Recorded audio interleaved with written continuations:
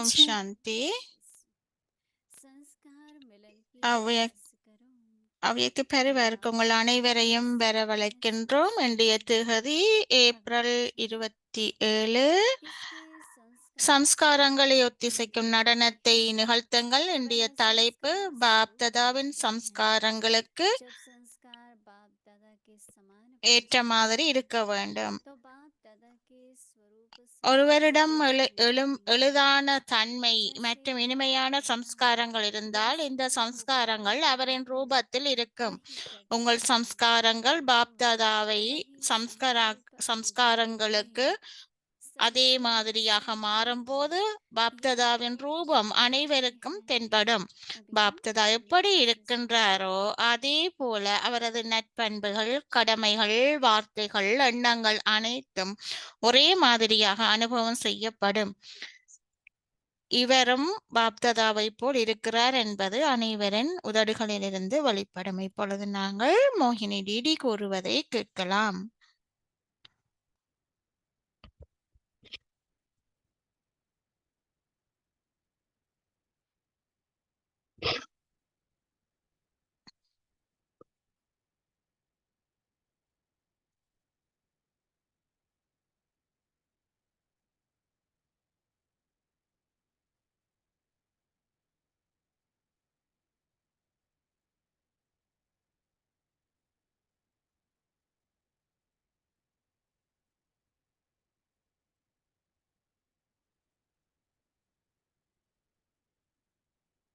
ओम शांति। ஓம் சாந்தி.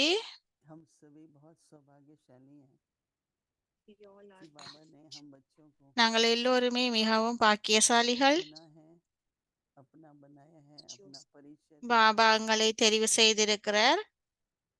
और அவர் पूछते எங்களை அவருக்கு हमारे लिए சொந்தமாக்கி शुभ बनाया இருக்கிறார்.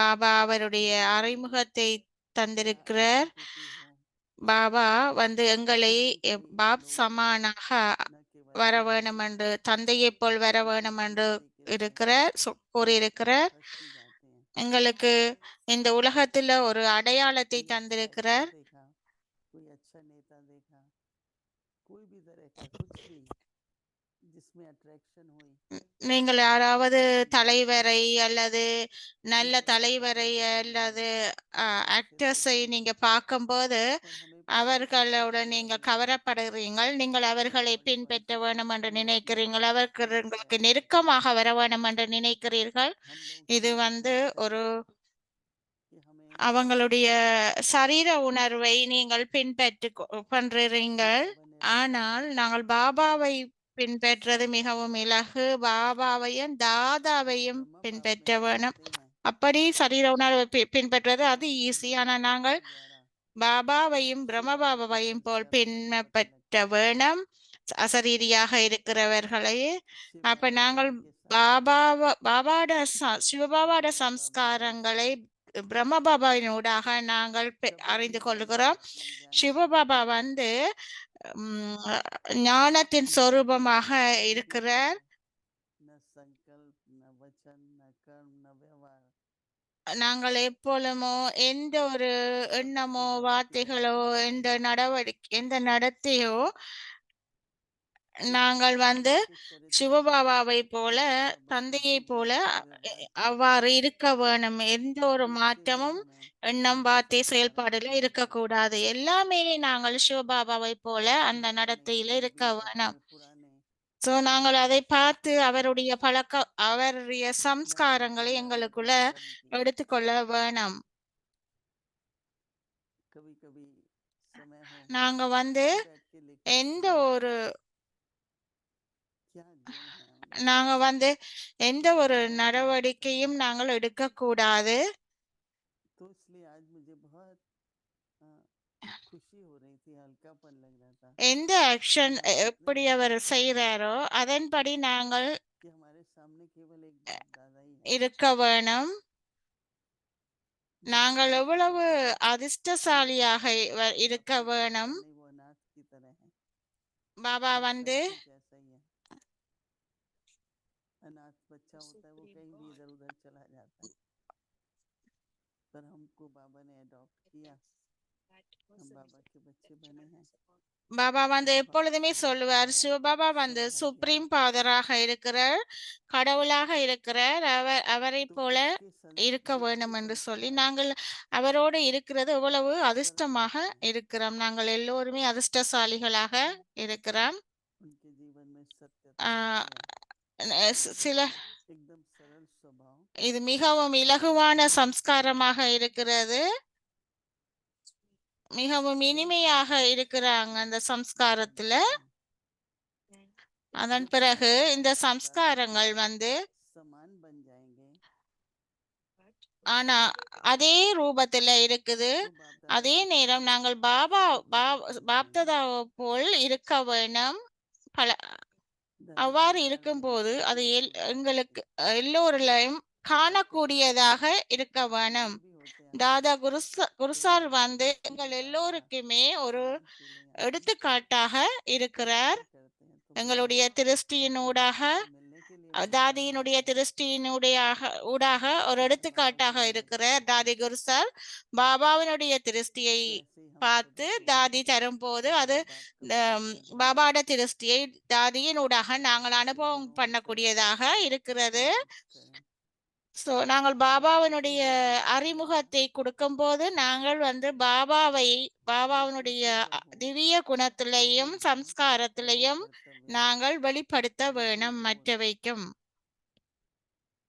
वही संकल्प अनुभव नहीं। பாப்ததா வந்து அவருடைய सभी संस्कारों வேர்ச்சூஸையும் में டியூட்டிஸையும் यह तो वही लगते हैं, அனுபவம் செய்யறதுக்கு भटकने ஆஹ், की बात ही नहीं அனுபவம் है। செய்ய அனுபவம் செய்யும் போது और इसी அதை संसार में மற்றவர்களும் அவ்வாறு हम लौकिक பாப்ததாவுடைய सुखाने ஆஹ், ந- நல்லெண்ணங்களையும் करते हैं, எல்லா अपने குணங்களையும் संस्कार को அனுபவம் அடையாளம் கண்டு बढ़ाते கொள்ள हैं। வேணும் அனுபவம் जीवन செய்வதன் भर மூலம். पेट से भी இதை हमें करते रहना है। இப்படியான முயற்சியை நாங்கள் தொடர்ந்தும் வைத்துக் கொள்ள வேண்டும். சரியான விதத்துல சரியான நேரத்துல எப்பொழுதுமே வேகமாக இந்த முயற்சியை நாங்கள் வைத்துக் கொள்ள வேண்டும். அவ்யக்தி முரளி ரிவிஷன் மீட்டல் பல பல மில்லியன் மடங்கு பாக்கியமும் அதிர்ஷ்டமும்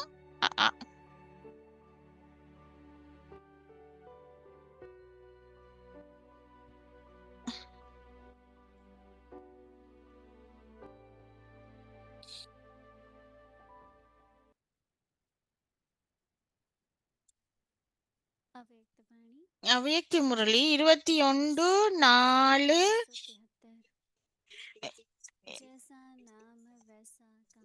21/4/1973 देवता के रूप में पूछे जाते हैं तो वह कब பிறர் होगा? அதாவது अब பரம देखा பூச்சிய जाए தந்தையை போல் பிறர் तो ரகசியங்களை नहीं காப்போம் जानना। பார்ப்போம். क्या सतयुग में ऐसी बनेगी? वह तो பயிற்சியில सभी देखेंगे இருக்கிறப்போ तो यह हर्षित मुख है, यह भी कहेगा कौन? நாங்கள் சத்தியுகத்துல இப்படி यह तो सभी வருவோமா? कहेंगे ना। பிறகு जिस எல்லோருமே हर्ष மிகவும் से சந்தோஷமாக कहेंगे, இருப்பார்கள். वही वर्णन करेंगे कि यह யார் हर्ष சொல்லுவாங்க, யாரு कैसे இவ்வாறு है? वह कैसे குறிப்பிட்ட ஆக்கள் कहेंगे? வருவாங்கள் என்று சொல்லி जैसे अभी யாரு सुनिश्चित சந்தோஷமாக எப்போதுமே समझ இருக்கிறார்களோ अर्थात महस करती हो, அவங்க वह எப்பொழுதுமே अधिक சந்தோஷமாக से अधिक இருப்பாங்க. महसूस करती அப் हो, तब तो मुस्कुरा அங்கு வந்து மலர்ந்த முகத்துடன் சத்திய யுகத்துல தான் அப்படி ஆவாங்க. அங்கு மலர்ந்த முகத்தோடு இருப்பாங்க. இவங்க மலர்ந்த முகத்துடன் இருக்கிறாங்கள் என்று என்று யார் கூறுவாங்க? அதனை இப்போதுதான் சொல்ல வேண்டும் அல்லவா? யார் மலர்ந்த முகத்துடன் இல்லையோ அவர்கள்தான் உங்களை பார்த்து இவங்க மலர்ந்த முகத்துடன் இருக்கிறார்கள் என்று வர்ணனை செய்வார்கள் இல்லையா? அப்படிப்பட்ட மூர்த்தியாக அப்படிப்பட்ட கர்மம் நடைமுறையில் உள்ளதா? எப்படி இப்பொழுது கேட்கும் போது சந்தோஷம் அடைகின்றீர்கள், அதாவது உணர்கின்றீர்கள். இந்த மகிழ்ச்சி எவ்வளவு நேரம் இருக்கின்றது உணர்கிறீர்கள், எனவே சிரிக்கின்றீர்கள். அதுபோல ஒவ்வொரு நாளும் தன்னுடைய கர்மத்தை உணர்ந்தீர்கள் என்றால் அதாவது சோதனை செய்தீர்கள் என்றால் யாராவது கேட்கும் போது பதில் கூற முடியும். கையை உயர்த்தலாமா வேண்டாமா என்று இப்பொழுது சிந்திக்கிறீர்களா? உடனே ஏன் கையை உயர்த்தவில்லை? தடுமாற்றம் ஏன் ஏற்பட்டது? காரணம் என்ன? இப்படித்தான் தன்னுடைய சம்பூர்ண நிலையை சொரூபத்தில் கொண்டு வர வேண்டும். வார்த்தையில் மட்டும் கூறினால் போதாது, சொரூபத்தில் கொண்டு வரவும்.